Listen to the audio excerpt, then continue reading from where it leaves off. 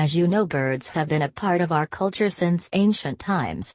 We have always been giving importance to birds as teachers and protectors along with us. That's why it is our duty to celebrate National Bird Day on January 5th as a way of protecting birds. Under National Bird Day 2023, protect them with the importance of wonderful, lovely and unforgettable birds.